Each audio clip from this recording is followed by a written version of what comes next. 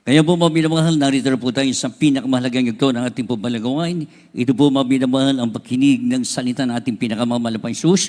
Kaya inanyahan ko po kayong tumayo bilang pagbibigay galang salita ng ating pinakamamahal na Isus na ito dadalhin ng ating mangaral, ang ating beloved ordained preacher, beloved Brother Louie Angeles. Palakpakan po natin ang ating pinakamamahal na Isus.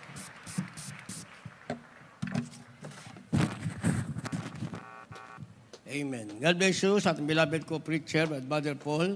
Tayo po muna ay manalangin, mga minamahal. Taas natin ating makamay. Opo, dakilat na pagpala, amang banal, Diyos na makapangyarihan sa lahat, aming pinakamamahal na Panginoong Hesus. Diyos na banayad sa pagagalit, siya na sa kahabagan. Maraming salamat po sa paglangis mo sa bawat bahagi na yung balagawain at tapos at higit sa pagkilos mo mainam sa aming kalagitnaan sa iyong Santong Espiritu nagbigay galak sa mga puso at bagong lahat sa pangunang panalangin po ng aming ginagalma Pastor and Time Prophet, beloved of all Evangelist Wilder Almeida.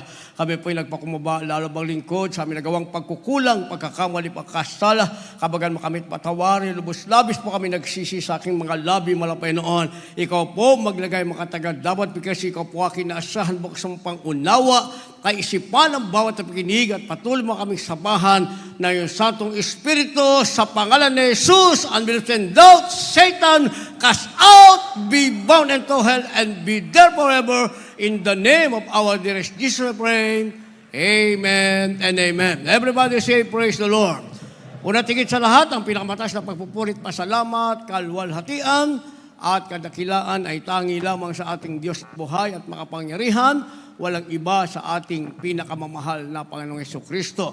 At ako po'y nagpaabot ng dobling paggalang sa ating pong beloved of Evangelist Wilder Almeida, the end time prophet of our loving God. At patuloy po ang ating pag-alala kailanman ay hindi natin malilimutan ang mga turo at alaala ng ating beloved Honorable Pastor, our beloved Mama Dear.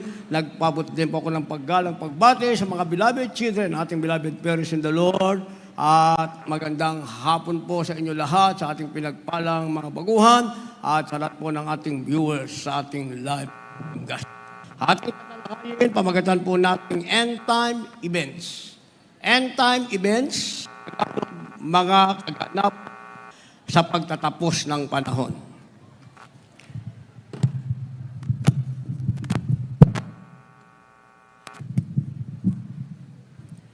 End time events, mga kaganapan sa pagtatapos ng panahon.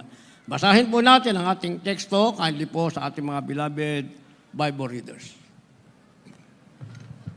The Gospel according to St. Matthew chapter 24, verse 22. And except those days should be shortened, there should no flesh be saved. But for the elect's sake, those days shall be shortened. Verse 36. But of that day and hour knoweth no man, no, not the angels of heaven, but my Father only. Verse 29. Immediately after the tribulation of those days shall the sun be darkened, and the moon shall not give her light, and the stars shall fall from heaven, and the powers of the heavens shall be shaken.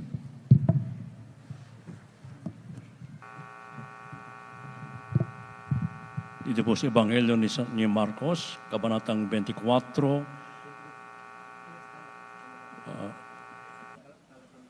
talatang 22 at 36 at 39. Beloved Brother Hill, verse 42, Matthew chapter 24, verse 42, 42, 36 and 29. Mangagpuyat nga kayo sapagkat hindi ninyo nalalaman kung anong araw paririto ang inyong Panginoon. 36, dito po sa 36, ngunit tungkol sa araw at oras na iyon, walang makakaalam kahit ang mga anghel sa langit, kahit ang anak, kundi ang ama lamang. 29, tatapwat karak-karak ang pagkatapos ng kapigatian sa mga araw na iyon, ay magdidilim ang araw at ang buwan ay hindi magbibigay ng kanyang liwanag at mga lalaglag ang mga bituin mula sa langit at magsisipangatal ang mga kapangyarihan sa mga langit. Amen. Amen. Ang ating pinakamamahal na Jesucristo, ang ating mabait na Diyos sa langit ang magpala ng kanyang banal salita. Palakpakan muna natin ang malakas ang ating mahal na Panginoon. Tayo po muna ay sabay na pumalakpak sa ating mahal na Panginoon at ang lahat magsabi na malakas na praise the Lord. Purihin ang ating pinakamalapit sa Kristo. End time events o mga kaganapan sa pagtatapos ng panahon. Kamakailan lamang mga minamahal, nangyari ang lindol sa dako ng Taiwan at maraming napahamak. At nung isang araw lamang sa dako ng New York, mga minamahal, New Jersey, hindi po ako magkamali. At ngayon ang PBOX, mga minamahal, ay may nagsasabing may darating na 8.2. At ang kaganapang ito, ang mga lindol, mga kalamidad na darating, mga minamahal, ay dati na nakasulat sa banal na kasulatan. At ito ay ating napakinggan, napangaral na ng ating mahal na magulang sa Panginoon. At sinasabi mga minamahal sa ating nabasa, ito'y sinasabing mga ganapan sa pagtatapos ng panahon. Ayot sa gusto natin, mga minamahal, ay mayroong kaganapan. Sa ating sarili, ang kaganapan ay tayo'y mangarap. Hindi yan masama, mga minamahal.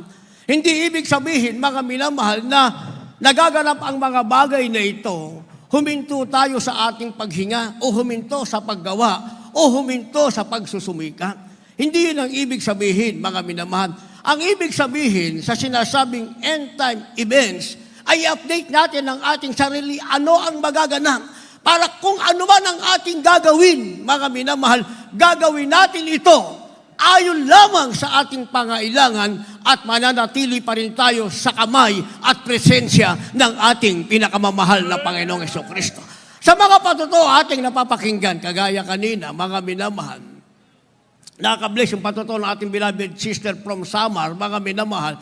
Pero meron siyang nasasabi na siya ay tumalikod, yung kanyang beloved papa ay tumalikod at nakabalik sa mahal na Panginoon. Yung side na yon, mga minamahal, ang nakukuha, mga minamahal, ng mga nakikinig ay yung pagtalikod, mga minamahal. Hindi nila nakukuha yung risk kapag ikaw ay tumalikod. Naintindihan yung ibig ko sabihin? Yung pagtalikod na nakabalik, yung side na yun ang kanilang nakukuha, yung kanilang nauunawaan. Kaya ngayon, mga minamahal, ang mangyayari, tatalikod muna ako. Yun nga, halos isang pamilya ang tumalikod, nakakabalik sa mahal na Panginoon. Yun ang sinasabi ng banal na kasulatan, mga minamahal. Dapat, kung ikaw ay magtatrabaho ng iyong kaligtasan, ipagtrabaho mo lang ang sarili mong kaligtasan. At kung titingin ka sa puwing, mga minamahal, huwag mong titignan ang puwing ng iyong kapwa, tignan mo ang sariling puwing ng iyong mga mata. Na ang ibig sabihin, huwag mong tignan ang kaganapan nangyayari sa kapwa mo, baka gayahin mo at sa paggaya mo, yung naganap na panunumbalik nila at natanggap na pagpapala ay hindi mo matanggap. Bakit? Dahil nga may sinasabing end-time events o mga kaganapan sa pagtatapos ng panahon. Sabi ng ating nabasa sa 42, magpuyat nga kayo sapagkat hindi nyo nalalaman kung anong araw paparito ang Panginoon. Ang sabi ng verse 36, ngunit tungkol sa araw at oras na yon, ay walang makakaalam kahit ang mga anghel sa langit, kahit ang anak, kundi ang ama lamang. Sa madaling salita, mga minamahal, yung second coming ng mahal na Panginoong Jesus, ng ating pinakamamahal na Jesucristo, walang nakakaalam nito. Hindi mo masasabi, mga minamahal, na ikaw ay maglelo muna, kagaya ng iyong napakinggan, at sakaling dumating ang pagkakataon, and that is another chance for you, na ikaw ay makabalik at mabigyan ng another chance. Hindi natin pwedeng sabihin. Dahil ang sabi, walang nakakaalam. Ang ibig sabihin niyan, anytime now, ngayon pa lamang, maging sa oras na ito, ay maaaring bumalik na ang ating pinakamamahal na Panginoon. Ang tanong, ano katuparan ng iyong pangarap, mga minamahal? Ano katuparan ng iyong pangarap kung ngayon na dumating ang ating mahal na Panginoon? Kaya ang sabi ng verse 29, datapwat karakadakang pagkatapos ng kapighatian sa mga araw na yaon, ay magdidilim ang araw at ang buwan.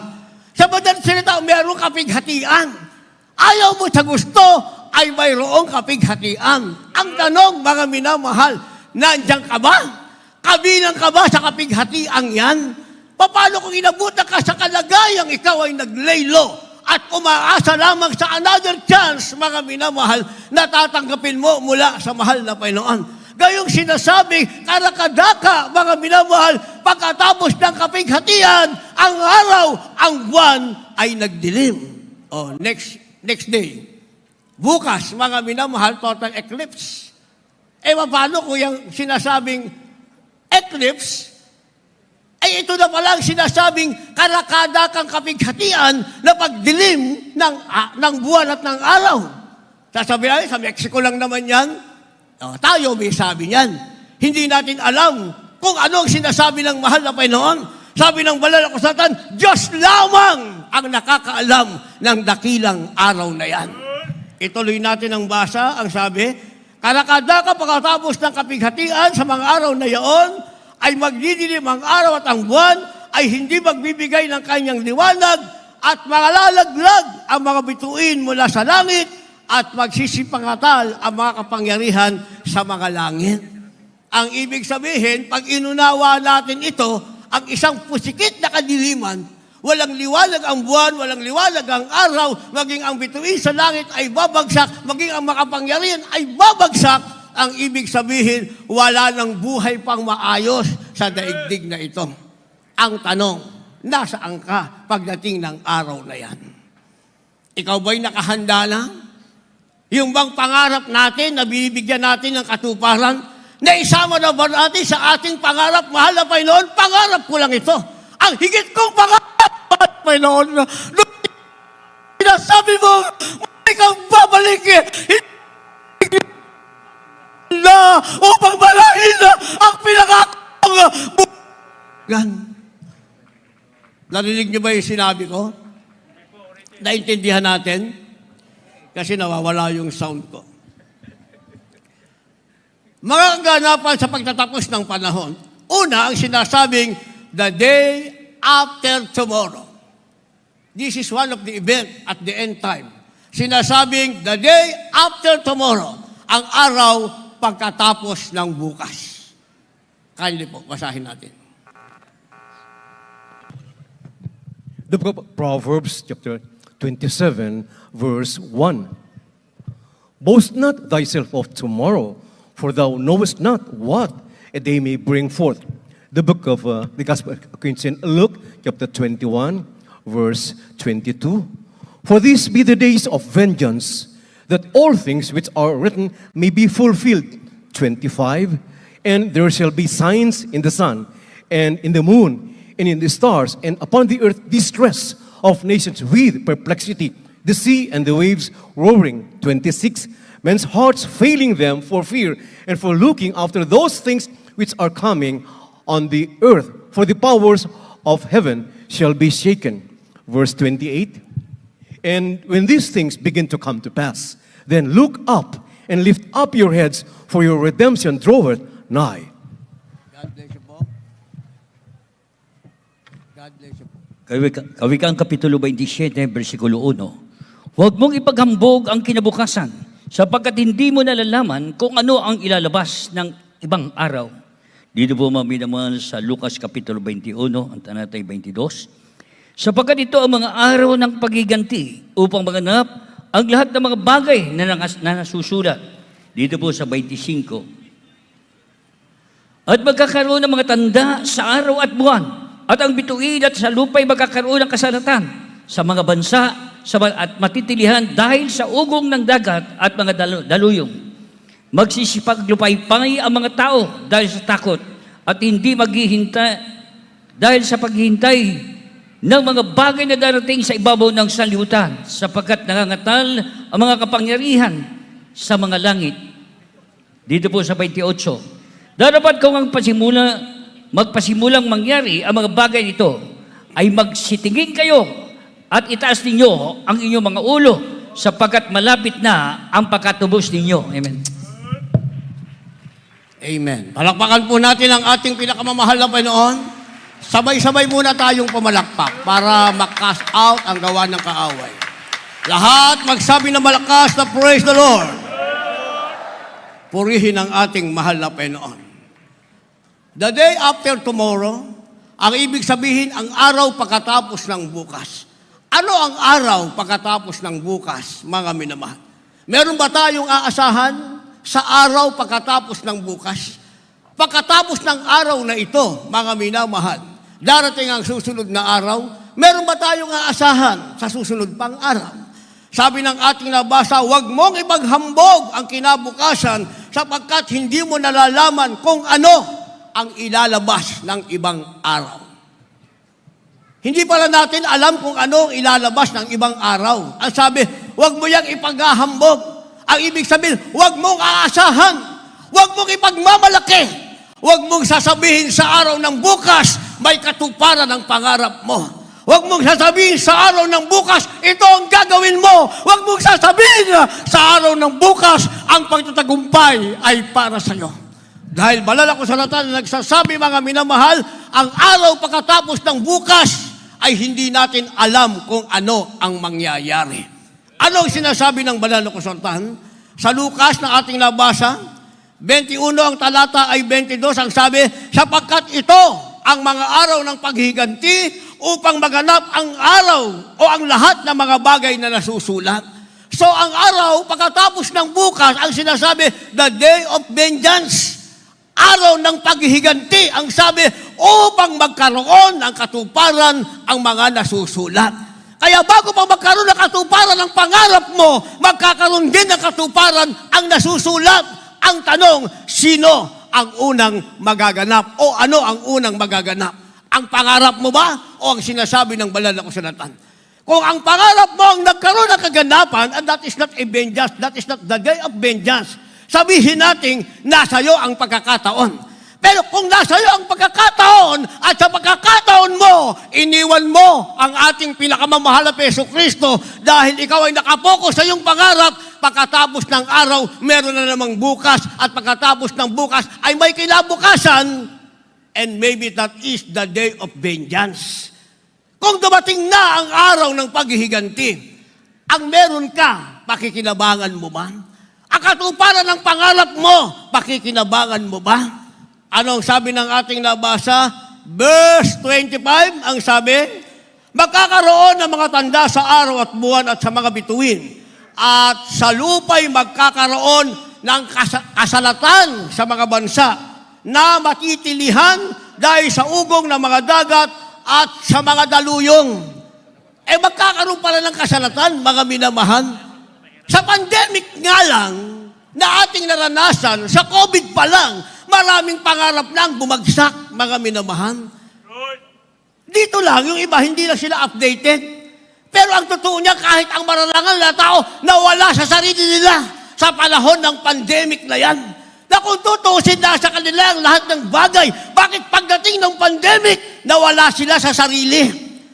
Isang kilalang taong mayaman sa Pilipinas na ito, dahil dyan, namatayan ng anak, mga minamahal. Sa ibang bansa, marami tayong kababayang binawian ng buhay. Iba't ibang lahing binawian ng buhay, mga minamahal. Ang tanong, bit-bit ba nila yung kanilang pangarap? Nakatulong ba sa kanila yung sinasabing pangarap pagdating ng tinatawag ng araw ng paghihiganti?